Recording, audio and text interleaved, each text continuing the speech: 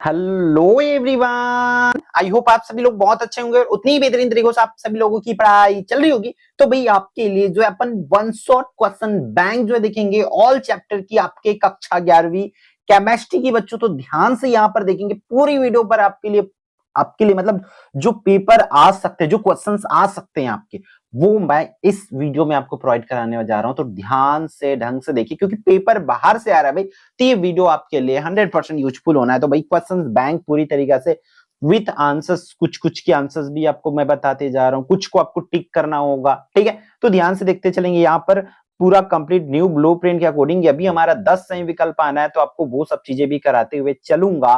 पूरे चैप्टर्स का है तो ध्यान से देखना है। अगर आपके पास टाइम है देखने का तो स्टार्ट करो, वरना इसको बाद में ही देख लेना बच्चों, ठीक है। तो चलो यहाँ पर विज्ञान, रसायन विज्ञान की कुछ मूलभूत अवधारणाएं, ये चैप्टर नंबर 1 है। इस चैप्टर से भाई आपका जो है 1 मार्क्स वाला क्वेश्चन, 2 मार्क्स वाला क्वेश्चन और 3 मार्क्स वाला क्वेश्चन, इस तरीका से यहां से क्वेश्चन आपको बढ़िया पूछे जाएंगे यार, ठीक है। तो ध्यान से देखते चलना है, 1 मार्क्स 2 मार्क्स और 3 मार्क्स सब कुछ देख लेते हैं एक ही वीडियो में, पूरे चैप्टर्स का ना, ऐसा नहीं कि सिर्फ इसी चैप्टर का, ऑल इन वन शॉट है कह लो। तो देखो यहाँ पर मिस्र देश में रसायन शास्त्रियों को कहा जाता था, तो मिस्र देश में रसायन शास्त्रियों को क्या कहते थे, यहाँ टिक लगा दिया आंसर में, किमियागर कहा जाता था, ठीक है।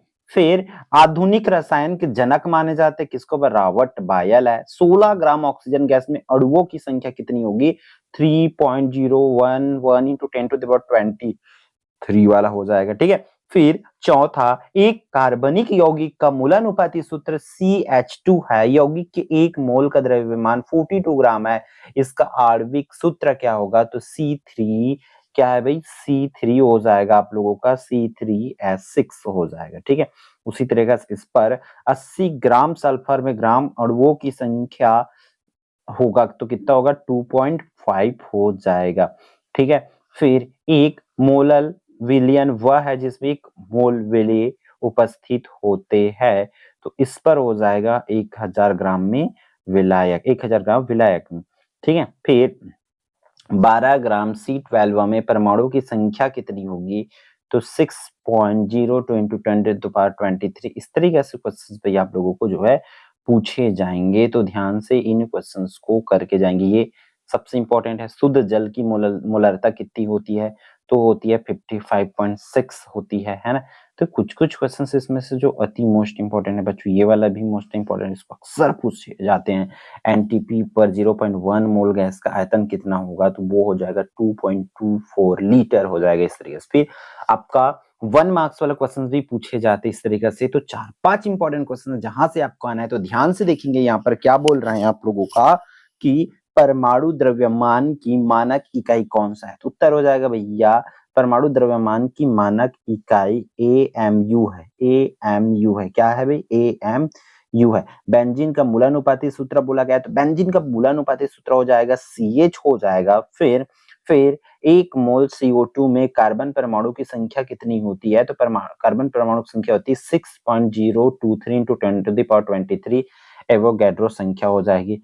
फिर 0.05000 में सार्थक अंकों की संख्या, तो सार्थक अंक वाला टॉपिक आप जरूर कर लेना कि उसके रूल्स मैं बता चुका हूं, तो आप सार्थक अंक बाय एकलव्य आरपीएस वाली एक वीडियो देख लेना, सर्च कर लेना, ठीक है। तो इस तरीके से क्वेश्चंस आपको पूछे जाएंगे। फिर 2 नंबर के लिए देख लो फटाफट यहाँ पर क्वेश्चंस और आंसर्स। स्थिर अनुपात का नियम क्या है, तो इस पूरे नियम को आपको लिखना है।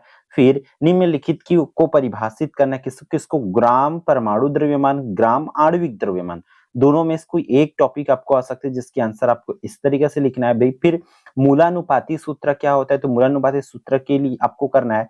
नेक्स्ट वन है मोल संख्या क्या है, सीमांत अभिकारक क्या है, सार्थक अंकों से आप क्या समझते हैं, गुणित अनुपात का नियम क्या है, एक उदाहरण द्वारा समझाना है, तो ये गुणित अनुपात का नियम हो जाएगा। फिर स्थिर अनुपात का नियम क्या है, उसको लिखना है आपको, है ना, इस तरीके से। फिर द्रव्यमान संरक्षण का नियम, तो ये सब क्वेश्चन जो यहाँ से आप देख पा रहे हो, ये सब क्वेश्चंस आपको, जैसे कि मतलब इसके बाद अगर ऐसा कुछ और भी पूछा गया वो 3 नंबर वाली बन जाती है भाई, ठीक है। तो 2 नंबर और 3 नंबर के लिए इन्हीं सब क्वेश्चंस को आपको करना है, और देख लेना आएगा आपके किसी भी, आप छत्तीसगढ़ किसी भी जिले से हो, आपको यहीं से क्वेश्चन पूछे जाना है। तो ध्यान से इन क्वेश्चंस को करते चलेंगे। द्रव्यमान संरक्षण का नियम क्या है, इस नियम की आधुनिक स्थिति क्या है उसको लिखना है। तो सबसे पहले तो ये द्रव्यमान संरक्षण का नियम हो जाएगा, फिर उसकी आधुनिक स्थिति देख लो, यहाँ पे मैंने आधुनिक स्थिति डाल दी कि अभी भाई उसकी स्थिति कैसा है। फिर जो है अगला जो क्वेश्चन है भाई आपका क्या हो जाएगा, अणु और परमाणु में अंतर लिखना है। तो अणु और परमाणु में अंतर, अब फटाक से वीडियो रोक लो और इसको अच्छे से कर लो, ठीक है। मेरा मोबाइल में इस तरीके से वीडियो बनाने का रीजन यही था ताकि आपको भाई नोट के लिए भटकना ना पड़े भाई। अब वीडियो रोको और इस वीडियो के साथ ही तैयारी करते चलो। मोलरता एवं मोललता में अंतर पूछा जाएगा आपको 3 नंबर के लिए, ठीक है।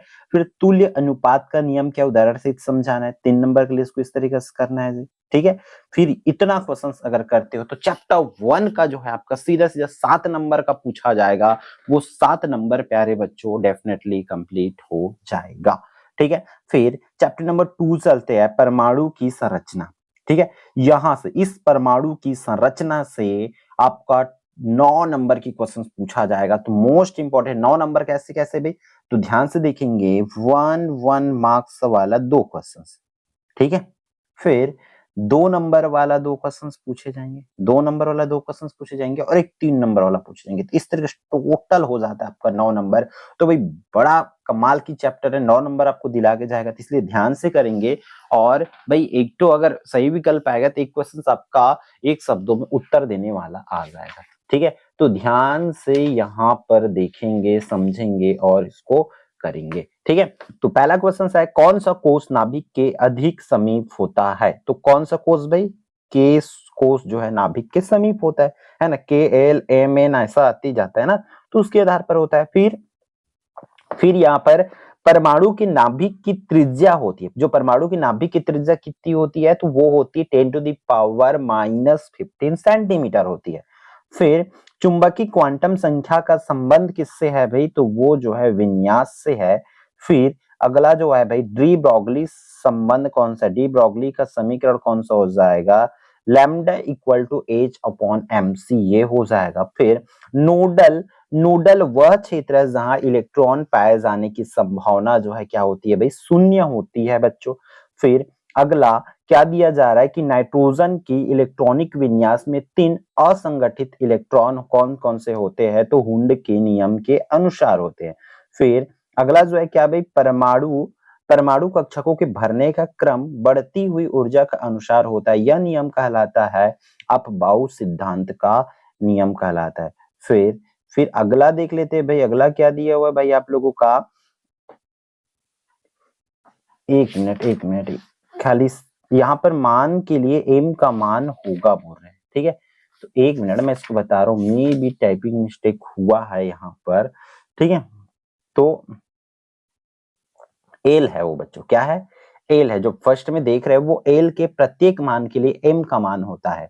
तो कितने होते हैं बच्चों, तो यहाँ पर आप लोग लिखेंगे 2l+1 होता है, ठीक है। फिर नेक्स्ट वन है, क्रोमियम का बाह्य इलेक्ट्रॉनिक विन्यास क्या होगा। तो क्रोमियम का इलेक्ट्रॉनिक विन्यास आपको लिखना पड़ेगा बच्चों। तो क्रोमियम का बाह्य इलेक्ट्रॉनिक विन्यास जो है क्या हो जाएगा, ये होते जाएगा आपका भाई कौन सा, 4s1 3d5 वाला, ऊपर वाला ए जो है आंसर हो जाएगा, ठीक है। फिर नेक्स्ट वन है, आगे बढ़ते हैं, डी ब्रॉगली समीकरण निम्न पर लागू होता है किन पर बच्चों, तो सभी गतिशील कणों पर होता है। न्यूट्रॉन की खोज किसने की, तो हो जाएगा चैडविक हो जाएगा। फिर किसी कक्षक की बाहरी कक्षा में अधिकतम इलेक्ट्रॉन हो सकते हैं 8, ठीक है। बाहरी कक्षा में अधिकतम कितने इलेक्ट्रॉन हो सकते हैं, 8।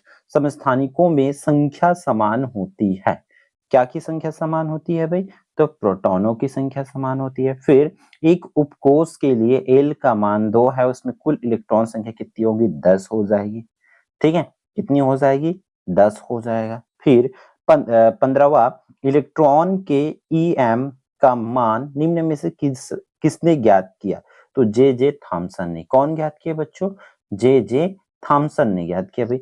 रदरफोर्ड के प्रयोग में, ठीक है, रदरफोर्ड के प्रयोग में किस धातु पर अल्फा कणों का बौछार किया गया।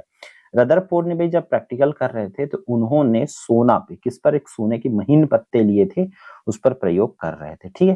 वो हो जाती कंप्लीट आप लोगों की क्वेश्चंस। फिर चलते किस पर भाई, इसके हम लोग है 1 मार्क्स वाले भी क्वेश्चंस पूछे जा सकते हैं इसमें से, और वही सब क्वेश्चंस को 1 मार्क्स वाले क्वेश्चंस भी बना देंगे आप लोग जितना ऊपर में देखे हो उन्हीं को। अब हमारा जो है 2 नंबर वाला क्वेश्चंस और 3 नंबर वाले क्वेश्चंस पर चलते हैं। तो 2 नंबर में देखो सबसे पहला क्वेश्चन है परमाणु क्रमांक एवं परमाणु द्रव्यमान में आपको अंतर पूछे जा सकते हैं। ठीक है, आंसर भी आपको बता दिया हूं भाई, आंसर आपको थोड़ा सा करना पड़ेगा। ठीक है, फिर इलेक्ट्रॉनों के प्रमुख गुण लिखना, इलेक्ट्रॉन के प्रमुख गुण लिखना भाई कि क्या क्या इस गुणों से, तो ये 4 गुण है, 4 गुण में से भैया आपको 2 गुण अच्छे से याद रखो। फिर न्यूट्रॉन की खोज किस प्रकार हुई, इसके 2 लक्षण लिखना है। तो इस तरह से 2 टाइप के है, मतलब वो 3 नंबर वाली बन जाती है। तो न्यूट्रॉन की खोज कैसे हुई है, न्यूट्रॉन के 2 लक्षण बताना है कि हाँ भाई न्यूट्रॉन किस तरीके से होता है। फिर कैथोड किरणों की 2 विशेषताएं पूछे जा सकते हैं आपको, है ना। कैथोड किरणें के 2, एनोड किरणें कैसे उत्पन्न होती है उसके गुण लिखना है भाई, एनोड किरण के गुण है। पेपर में आएगा तो ऐसे ही आएगा। जीवन प्रभाव क्या है ना। प्रोटॉन के लक्षण की, प्रोटॉन के क्या क्या लक्षण होते हैं। फिर हाइजेनबर्ग का अनिश्चितता का सिद्धांत क्या है, इसके गणितीय रूप लिखना है आप लोगों को। ठीक है, तो ये क्वेश्चंस डन करते चलेंगे, डेफिनेटली आपको हो जाए। क्वांटम किसे कहते हैं, पाउली का अपवर्जन नियम, ये 3 नंबर के लिए इधर हो जाते हैं ना। और कैथोड किरणों के प्रमुख गुण जो है लिखना है आप लोगों को। ठीक है, समरफील्ड के परमाणु मॉडल की व्याख्या करना है। इसके बाद इससे बाहर की क्वेश्चंस आपको नहीं पूछे जाएंगे, हालांकि लोकल क्लास है, बट फिर भी आप इतने क्वेश्चंस को आपको ध्यान से कर ही लेना है, जितने क्वेश्चंस यहाँ पर आप स्क्रीन पर देखते जा रहे हो, है ना। ज्यादा है भाई, अब लगेगा, मेहनत तो लगता है, आप आखिरी टाइम पे कर रहे हो तो थोड़ा सा मे भी आपको परेशानी हो सकता है। फिर रदरफोर्ड की परमाणु मॉडल की कौन सी कमियां हैं, तो उन कमियों को लिखना है। बोर सिद्धांत के मुख्य दोष क्या, उसकी कमी लिखना है। 3-3 कमी, क्योंकि 3 नंबर में आना है तो बहुत ज्यादा आपको नहीं करना है। ठीक है, बोर के परमाणु मॉडल की एबिलिटी, यही सब क्वेश्चन है जो पूछे जाएंगे। ठीक है,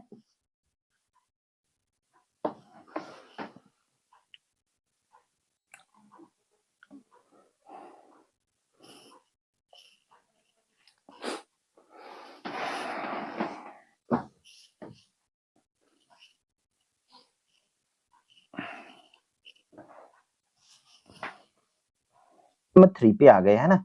चैप्टर नंबर 3 से भैया आप लोगों का जी 1 मार्क्स वाला 2 क्वेश्चंस पूछे जाएंगे और 4 नंबर वाला क्वेश्चन पूछेंगे। इस तरह के टोटल 6 नंबर की क्वेश्चंस भाई यहाँ से आपका बनता है, और इस चैप्टर से उतने का ही बनेगा, वो फिक्स्ड।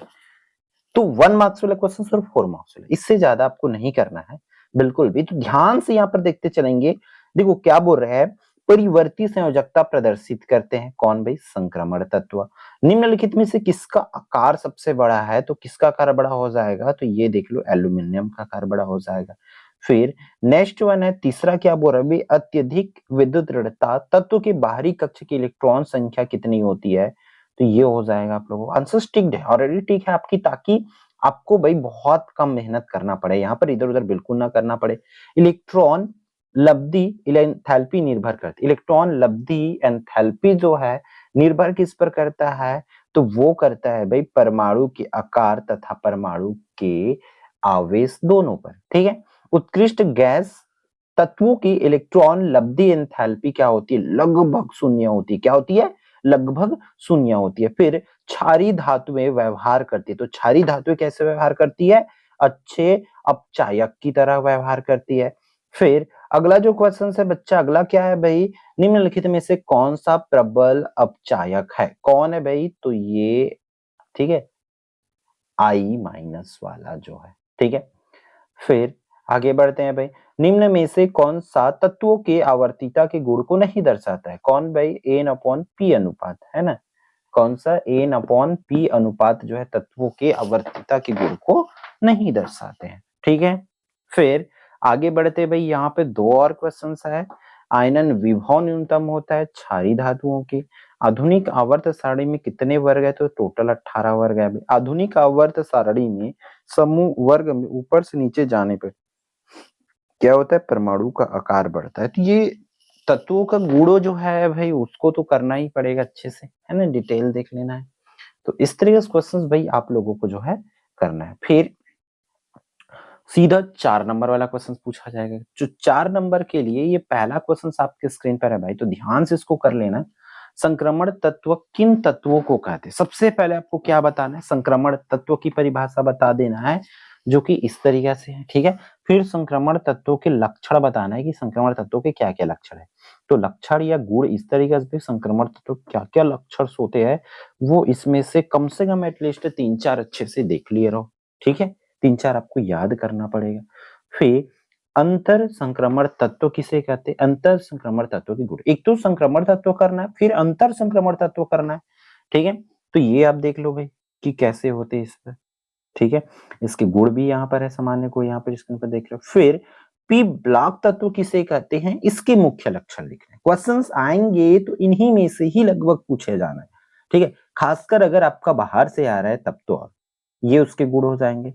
फिर आपको इलेक्ट्रॉनिक विन्यास के आधार पर तत्व कितने प्रकार के होते हैं प्रत्येक के उदाहरण लिखना है, ये क्वेश्चंस करना है। फिर मैनलिप की आवर्त सारणी की उपयोगिता लिखना है कि मैनलिप की आवर्त सारणी की क्या क्या उपयोगिता है। तो ये इस तरीके जो आप 10th में पढ़े हो ना वो पूरे 4 आप हेडिंग डालोगे, यहाँ पर ये 2 ही हेडिंग डाला हुआ है। मैनलिप की आवर्त सारणी की आधुनिक आवर्त सारणी की तुलना करना है कि मैनलिप की आवर्त सारणी और आधुनिक आवर्त सारणी में तुलना हो जाएगा। तो इसमें से याद रखेंगे 2 क्वेश्चंस जो है पूछे जाने हैं, जितना आप देख पा रहे हो उसमें से 2 क्वेश्चंस। फिर आयनन ऊर्जा से आप क्या समझते हैं, आयनन ऊर्जा को प्रभावित करने वाले कारक को लिखना है। फिर इलेक्ट्रॉन बंधुता से आप क्या समझते हो, इसके प्रभावकारी कारकों को उल्लेख करना है ना। इन क्वेश्चंस को भाई आप लोगों को करना है।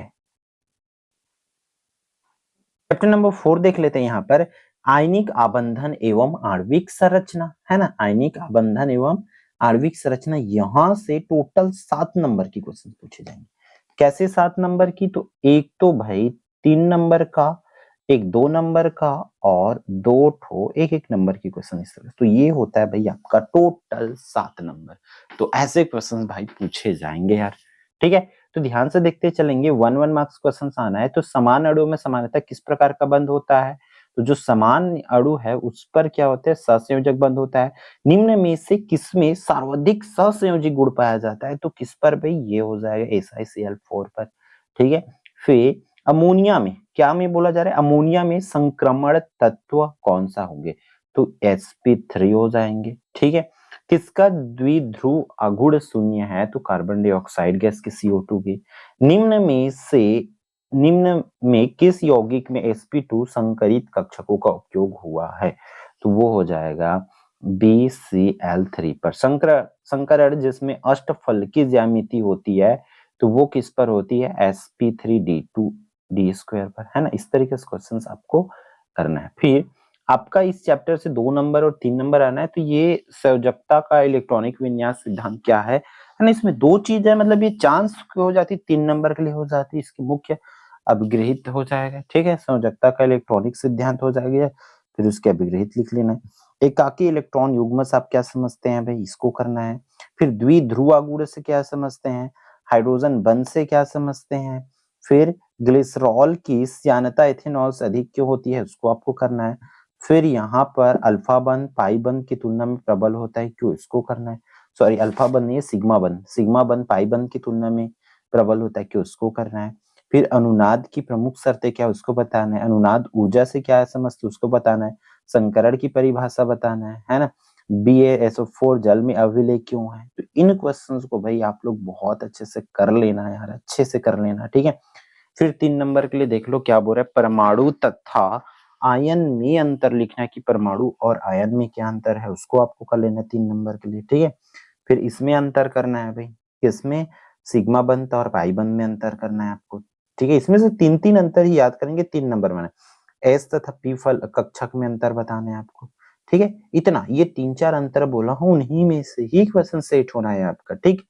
फिर अध्याय 5 उष्मा गतिकी चलते हैं भाई। उष्मा गतिकी क्या है जी, यहां से मैं देख लेता हूँ उष्मा गतिकी से कितने कितने नंबर का क्वेश्चन आएगा। टोटल 9 नंबर का भाई, ये भी बड़ा कमाल की चैप्टर होने वाला है। सीधा सीधा एक चैप्टर से 9 मार्क्स दिला के जाएंगे। तो उष्मा गतिकी से 1 मार्क्स वाला एक क्वेश्चन, फिर 3 नंबर वाला एक क्वेश्चन, फिर 5 नंबर वाला एक क्वेश्चन पूछे जाएंगे। तो इस तरीके से टोटल 9 मार्क्स लेने के लिए तैयार रहो। तो फटाफट इसके 1 मार्क्स वाले क्वेश्चन को भी देख लेते हैं। पहला क्वेश्चन आपकी स्क्रीन पर भाई क्या दिया हुआ है ना। एक आदर्श गैस के रुद्धोष्म प्रसार में सदैव होता है क्या बच्चों, जो Q होता है ऑलवेज 0 होता है, हमेशा 0 के बराबर होता है।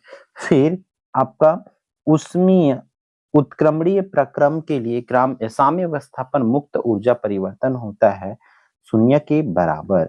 फिर एक आदर्श गैस के समतापी प्रसार में क्या होता है, तो डेल ई जो है 0 के बराबर होता है। हेस नियम निम्नलिखित का अनुप्रयोग है। हेस नियम किसका अनुप्रयोग है, तो उष्मागतिकी का प्रथम नियम का अनुप्रयोग है। फिर पांचवा बोल रहा है, जब एक अम्ल की एक क्षार के साथ उदासीनीकरण ऊष्मा का मान 13.7 किलो कैलोरी है, तब उसमें बताना है तब अम्ल तथा क्षार दोनों प्रबल होंगे। निम्न में से कौन सी एंथैल्पी परिवर्तन सदैव ऋणात्मक होती, तो किसकी होती है बच्चों, दहन की एंथैल्पी, वो हमेशा ऋणात्मक होती है। ठीक है। फिर एक बम कैलोरीमीटर द्वारा निम्न का मापन होता है, तो डेल यू का, किसका, डेल यू का उष्मागतिकी के प्रथम नियमानुसार क्या होता है बच्चों, तो ये हो जाएगा, फर्स्ट आंसर हो जाएगा del E equal to Q plus W हो जाएगा। ठीक है। फिर यदि गैसीय अभिक्रिया में अभिकारकों एवं उत्पादकों के मोलों की संख्या समान है, तब मोलों की संख्या अगर समान है तब क्या होगा, डेल एच जो है इक्वल टू होता है डेल यू का।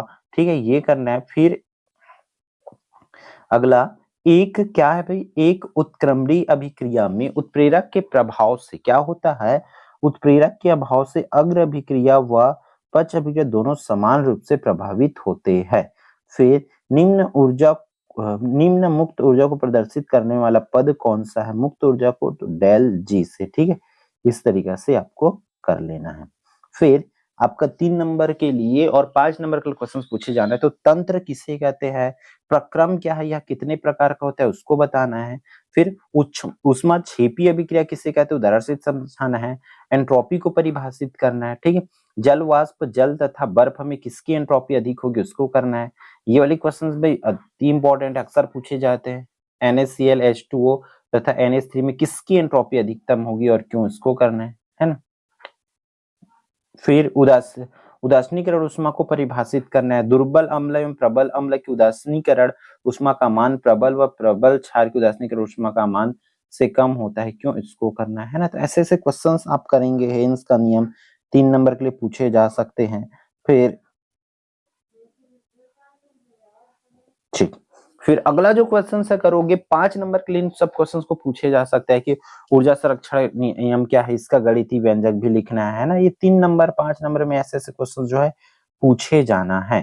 ठीक है, तो अच्छे से भाई एकदम तगड़े से इन क्वेश्चंस को कर लेना। लगभग अब देखो, आपको 11वीं में मैं मैक्सिमम बच्चों के साथ देखा हूं कि बिल्कुल भी उनको समझ नहीं आती रहती कि क्या पढ़ना है, क्या क्वेश्चंस पे जाना है, क्योंकि फाइनल एग्जाम जो साल भर आपने टॉपिक पढ़े होते हैं, तो क्वेश्चंस किस पर जाना है, तो इन क्वेश्चंस को आपको जो है देखना होता है।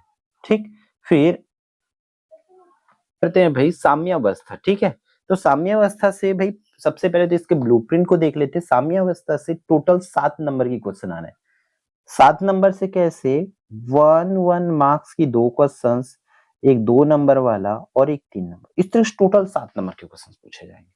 ठीक है, मतलब हमें छोटा ही क्वेश्चन डन करना है, ये ऐसे ही पूछे जाएंगे जितना जिस प्रकार से बोल रहा हूँ वो ब्लूप्रिंट के अकॉर्डिंग ही आपको तैयारी जो है करना है। देखो 1 मार्क्स वाले क्वेश्चन यहाँ से देखना है, बट नहीं है, चलो कोई नहीं, है ना। साम्य अवस्था पर उत्प्रेरक के प्रभाव को स्पष्ट करना है कि उत्प्रेरक का क्या प्रभाव होता है। रासायनिक साम्य अवस्था पर दाब का क्या प्रभाव पड़ता है ना। ऑस्टवाल्ड के तनुता नियम को लिखना है। फिर ताप में वृद्धि करने से CO2 को विलेयता में कमी होती है, क्यों, उसको करना है। गैसों की विलेय में विलेयता एवं दाब एवं ताप का क्या प्रभाव पड़ता है, ऐसे ही क्वेश्चंस इस चैप्टर से आना है। रासायनिक साम्य पर प्रभाव डालने वाले कारकों के नाम लिखना है। बफर विलयन के उपयोग लिखना है, बफर विलयन के उपयोग लिखना है। ठीक है, इस तरीके से क्वेश्चंस भाई आप लोगों को पूछे जाएंगे। अम्लीय बफर एवं क्षारीय बफर विलयन क्या है उसको बताना है। अम्लीय बफर और क्षारीय बफर विलयन क्या है इसको बताना है। 2 बार एक ही क्वेश्चंस हो गया है ना। तो ऐसे ही क्वेश्चंस आपको इस चैप्टर से देखने को मिलेगा। संयुग्मी अम्ल एवं संयुग्मी क्षार से क्या समझते हैं, मोस्ट इंपॉर्टेंट है, इसको तो छोड़ना अच्छी नहीं है। ठीक है, पीएच मान क्या है उसको बताना है। समायन प्रभाव क्या है उसको करना है ना। फिर गैसों को द्रवों में घोलने पर साम्य पर क्या प्रभाव पड़ता है उसको। तो ऐसे ही क्वेश्चन है जो आपको पूछे जाएंगे इस चैप्टर से। ठीक है, फिर 7वां पर चलते हैं, अपचय, है ना। क्या है भाई, अपचयोपचय अभिक्रिया। यहाँ से 4 नंबर का क्वेश्चन पूछा जाएगा, 1 नंबर वाला और 3 नंबर वाला क्वेश्चन जो है भाई पूछे जाएंगे जी। ठीक है, तो देख लो 1 नंबर वाला क्वेश्चन क्या हो जाएगा, निम्न में से कौन सा प्रबल अपचायक है, तो ये वाली हो जाएगी। ठीक है, फिर वैद्युत अपघटन में ऑक्सीकरण होता है अभी किसका, एनोड पर। निम्न कथनों में से कौन सा सही है, गैल्वेनिक सेल परिवर्तित करता है, कौन करता है बच्चों, तो रासायनिक ऊर्जा को विद्युत ऊर्जा में। ठीक है, फिर अगला हो जाएगा HOCl में क्लोरीन की ऑक्सीकरण संख्या क्या हो जाएगी, +1 रहेगा। ठीक है, इस पर क्या हो जाएगी ऑक्सीकरण संख्या, तो इस पर +6 हो जाएगा, इस पर ऑक्सीकरण संख्या भी क्या हो जाएगी, +6 हो जाएगी। तो इस तरीके से ऑक्सीकरण वाला क्वेश्चन एक पूछे जाना है। फिर 3 नंबर वाला, तो विद्युत रासायनिक श्रेणी किसे कहते हैं बताना है। लवण सेतु क्या है, लवण सेतु किसे कहते हैं, उसके कार्य को लिखना है, ये इंपॉर्टेंट है बच्चों। ठीक है, मतलब जिसका जिसका डबल दिया हुआ है, ऑक्सीकारक व अपचायक दोनों को पूछे जा सकते हैं यहाँ पर। ठीक है, ये वाली क्वेश्चन पूछे जा सकते। छठवां, जिंक धातु को कॉपर सल्फेट के विलयन में रखने पर क्या होता है, समीकरण सहित स्पष्ट करना है ना। तो ऐसे ऐसे क्वेश्चंस आपको करना है ध्यान से। ये नौवां मोस्ट इंपोर्टेंट है बच्चों। नष्ट समीकरण क्या है, ई और ई नॉट में संबंध जो है स्पष्ट करना है ना। फिर ये वाले क्वेश्चन 10वां देख लो, विद्युत अपघटनी सेल और विद्युत रासायनिक सेल में अंतर है, ये तो करना ही है बच्चों आप लोगों को। फिर फ्लोरीन समानुपातन अभिक्रिया प्रदर्शित नहीं करता, क्यों, उसको करना है। ठीक है, तो ऐसे ही क्वेश्चंस इस चैप्टर को भी करोगे तो फिर आपका हो जाएगा। फिर चैप्टर नंबर 8 चलते हैं, कार्बनिक रसायन को कुछ आधारभूत सिद्धांत तथा तकनीकें। यहां से भाई आप लोगों का भाई 4 नंबर और 5 नंबर वाला सीधा बड़ा बड़ा सबसे हाई लेवल की चैप्टर है, सबसे ज्यादा मार्क्स पूछे जाने वाला चैप्टर है। तो लास्ट का ये 2 चैप्टर, 8वां चैप्टर से 11 नंबर का, 9वां चैप्टर से सीधा अकेला जो चैप्टर है वहां से 10-10 नंबर का आएगा बच्चों।